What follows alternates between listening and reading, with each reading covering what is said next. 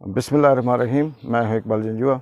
नाज़रीन, पतरस बुखारी का एक बड़ा मशहूर मज़मून है। गर्ज़ के कुत्ते उसका नाम है। कभी मौका मिला तो पढ़िएगा। इंतहाई खूबसूरत और इंसान की जो ज़िंदगी है उसकी वो अक्कासी करता है।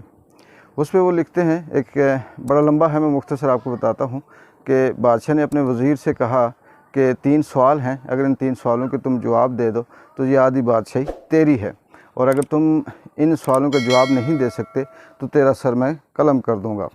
पहला सवाल था कि दुनिया में ऐसी कौन सी चीज़ है जो अटल हकीकत है, उसको कोई दुनिया की ताकत बदल नहीं सकती।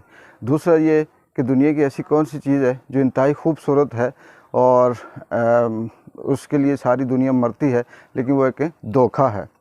तीसरा सवाल था कि ऐसी कौन सी चीज़ है जिसके लिए इंसान सब कुछ लुटा देता है और उसके लिए वो जिसे आप कहते हैं कि किसी किस्म की वो देखता नहीं है, हालात मुश्किलात सब कुछ वो उसके लिए मरता है।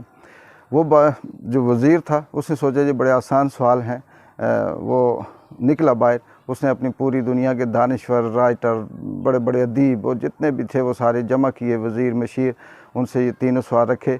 मुख्तसर ये कि बहुत से लोगों ने जवाब दिए, लेकिन हर एक जवाब जो था उसके बदले में दूसरी उसकी हकीकत मुख्तलिफ थी। खैर, वो करते करते शाम होती गई, वक्त गुज़रता गया। बहुत मुख्तसर सा वक्त रहा। वो भागता हुआ वापस अपने उस बादशाह की तरफ आ रहा था, महल की तरफ, लेकिन साथ उसे ये परेशानी भी थी कि अगर मैं ये बात ना बता सका तो मेरा आज सर कलम होगा। वो गुज़रता भागता हुआ गुज़रा, एक झोंपड़ी थी, वहाँ एक दरवेश फ़कीर बैठा हुआ था जिसने गोदड़ी वहाँ बिछाई हुई थी। उसने आवाज़ दी, कहाँ भाग रहे हो? उसने कहा, जी कि इस तरह से ये मसला है, तुम क्या बताओगे? यहाँ बड़े बड़े दानिश्वर फ्लॉप हो गए, तो तुमसे वो बात करने का मकसद नहीं है। फ़कीर ने ऐसे कहा कि बादशाह ने तुमसे 3 सवाल पूछे, उनका जवाब चाहते हो? वो एकदम से रुका, चौंक गया। उसने कहा, इसे कैसे पता? वो रुक गया, हाँ जी बिल्कुल ऐसी बात है। उस फ़कीर ने उसे बताया कि यहाँ बैठ, मैं तुझे इन तीनों के सवालों के जवाब देता हूँ। उसने उसे बताया कि दरवेश तू क्या बताएगा? यहाँ तो बड़े बड़े फ्लॉप हो गए, बड़े बड़े फ़िलासफ़र दानिश्वर नहीं जवाब दे सके, तू क्या देगा? उसने कहा, बोल, जवाब तो, सवाल तो कर।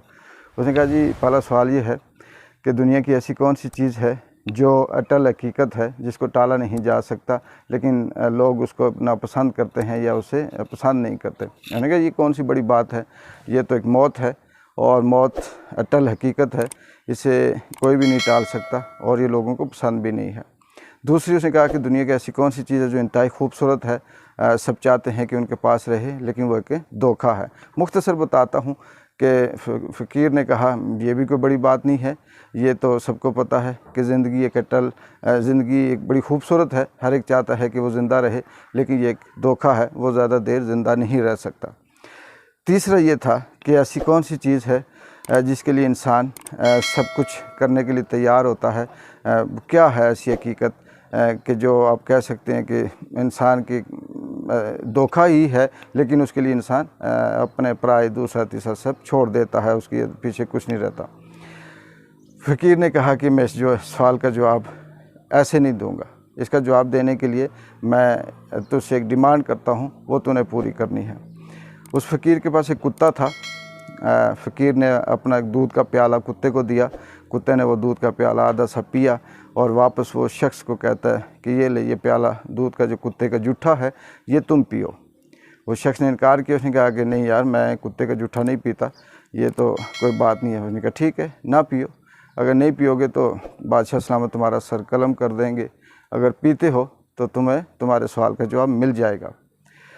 मुख्तसर मज़ीद कि ये चीज़ 2, 3, 4 दफ़ा हुई, और जब उस शख्स ने देखा कि अब इसके सिवाय कोई हल नहीं है, तो मजबूरन उसने वो कुत्ते का जूठा दूध का प्याला पी लिया। जब पी लिया तो उस वज़ीर ने उस फ़कीर से कहा कि जी अब मुझे बताएं कि तीसरे सवाल का जवाब क्या है? उसने कहा, तीसरे सवाल का जवाब यही है जो तूने एक्ट किया कि ये तेरा गर्ज़, तेरी जो गर्ज़ थी, तेरी जो ज़रूरत थी, तेरी जो तलब थी, तेरी जो डिमांड थी, वो इस कदर तुझ पे हावी थी कि तूने उसके लिए कुत्ते का जूठा भी पीना मंजूर किया। मीन्स के ये जो गर्ज है, इसके लिए इंसान झूठ भी बोलता है, फ्रॉड भी करता है, कत्ल भी करता है, करप्शन भी करता है, रिश्ते भी ख़राब करता है, 2 नंबरियाँ भी करता है। दुनिया जहाँ की जो बुराई है वो सिर्फ इस एक गर्ज के लिए होती है। ये बात मुझे इसलिए याद आई कि मुझे बड़ा ये सुन के तहज्जुब हुआ कि पाकिस्तान कौमी असम्बली में बजट पेश हुआ। बजट क्या पेश हुआ, वो तो इंसान जो आम आदमी था, जो गरीब था, उसकी मज़ीद जो उसकी कब्र रहती थी वो खो दी गई और उसकी ज़िंदगी जीरन कर दी गई और उसको मुश्किल कर दिया गया। दूसरे उसके बाद पंजाब असम्बली में बजट पेश हुआ और वो बजट वहाँ पे क्या पेश होना था, ना वहाँ पे वज़ीर ख़ज़ाना था, ना हुकूमत थी, ना वज़ीर आला था। ये सब डमी थे, सब एक जत्था था। अमेरिका की आशीर्वाद से ये सारे लोग आए हुए थे और उन्होंने बराए नाम एक वो बजट पेश किया। और उस बजट में पेश करने के बाद पंजाब असम्बली में बजट को मंजूर करवाने के लिए उनको अपोजिशन की यानी पाकिस्तान तहरीक इंसाफ या काफ लीग के जो वहाँ पे मौजूद थे मेंबर या रुकन असम्बली थे, उनकी हमायत की ज़रूरत थी। अब उनकी हमायत की ज़रूरत के लिए बहुत से जो हमज़ा शहबाज के या ये कह लें कि जो PDM के या नून लीग के जो वहाँ पे मौजूद थे, उन्होंने काफ लीग वालों से रब्ता किया और ये कहा जी कि आप हमारी बजट जो है वो मंजूर करवाएं, इसके लिए आप हमारे हक़ में वोट दें, शोर शराबा ना करें। पूरा दिन लड़ाई झगड़े चलते रहे, मीटिंगें होती रही, बातचीत होती रही और एंड में ये पता चला कि उन्होंने कोई डिमांड रखी कि आपने जो हमारे ख़िलाफ़ केस किए हुए हैं, जो दहशतगर्दी के पर्चे किए हुए हैं, हमें जो सज़ा मतलब दौरान एहतजाज जो आपने हमारे साथ किया उसकी माज़रत भी करें और वो केसेस ख़त्म करें तो हम आपकी हमायत करेंगे। मज़ीद मुख्तसर ये कि माफ़ी शाफ़ी तो खैर किसी ने क्या मांगनी थी, सब अपनी अपनी अना में फंसे हुए थे और एंड पे ये हुआ कि ठीक है जी, आपके केसेस हम ख़त्म करते हैं दहशतगर्दी के और इस सूरत में आप हमारी हमायत करिएगा। हमायत तो उन्होंने केस ख़त्म किए और हमायत क्या करनी होती है, बस खामोश रहना होता है, उस पर मज़ीद शोर शराबा नहीं करना होता और वो ये इस बात पे मान गए। अब ये चीज़ यहाँ रखें तो हमें ये लगता है कि ये सारे झगड़े, ये सारे फितने, ये सारे फसाद, ये सारे इनकलाब, ये सारी सियासत, ये जितनी भी बातें हैं, ये सिर्फ़ और सिर्फ अपने उस एक गर्ज के लिए हैं, अपनी ज़ात के लिए हैं, अपने मुफाद के लिए हैं, अपनी उस कुर्सी के लिए हैं, अपने उस ओहदे के लिए हैं, ना कि ये अवाम के लिए हैं, ना इनकलाब ये मुल्क के लिए है, ना ये एहतजाज किसी बेहतरी के लिए है। ये जो पूरा वज़ीरों का एक जो टोला होता है और इमरान खान के साथ बड़े बड़े दावे करने वाले, वादे करने वाले, साथ देने वाले, हमेशा उसको हर मुश्किल से निकालने वाले जो वादे करते हैं, वो सब आखिर सिर्फ इस बात पे ढेर हो गए कि आप हमारे केस ख़त्म करें, हम आपकी बात को एंडोज़ करेंगे और ये बजट मंजूर करवाएंगे।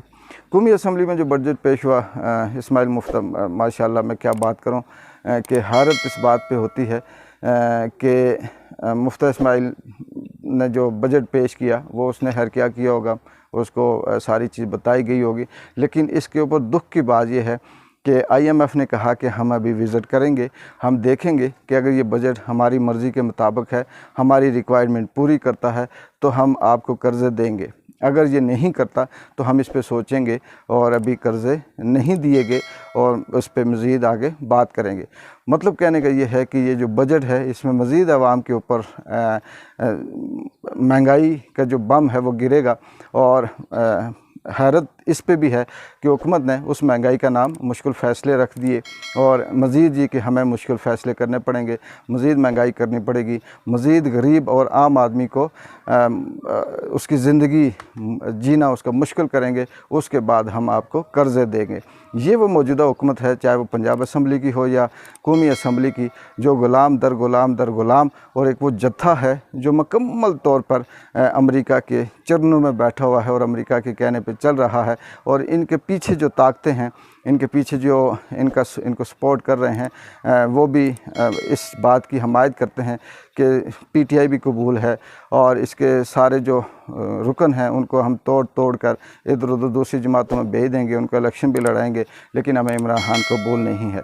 इमरान खान क्यों कबूल नहीं है कि वो ये सारी चीज़ें पसंद नहीं करता, उसको ग़ुलामी पसंद नहीं है, उसको अमेरिका की और IMF की डिक्टेशन पसंद नहीं है और जिसकी वजह से अब उसको हर हाल में इलेक्शन हराना है चाहे उसमें धांधली वोट को इधर उधर करके की जाए, चाहे उसमें धांधली क्या कहते हैं जाली वोट डाल के की जाए, चाहे उसमें धांधली ठप्पे लगा कर की जाए, ये सारे रास्ते हमवार किए जा रहे हैं और हो भी चुके हैं। और ये है हमारे इस मुल्क के हैं जो हुक्मरान हैं, जो सियासतदान हैं, जो लीडर हैं, जिनके पीछे हम नारे लगाते हैं, जिनके पीछे हम आपस में रिश्तेदारियां, भाई दोस्तों सब ख़राब करते हैं। इनकी हैसियत सिर्फ ये है कि ज़रा सी बात पे ये कुत्ते का जुट्ठा पीने के लिए तैयार हैं, ये अपनी गर्ज के लिए कुत्ते के मुंह से निकाल कर खाने के लिए तैयार हैं, ये अपनी गर्ज के लिए कुत्ते का बचा हुआ खाना भी खाने के लिए तैयार हैं, और ये सिर्फ़ इसलिए कि उनकी गर्ज पूरी हो जाए, बाकी आवाम जाए पहाड़ में। इकबाल जंजुआ को इजाज़त है। अल्लाह हाफ़िज़।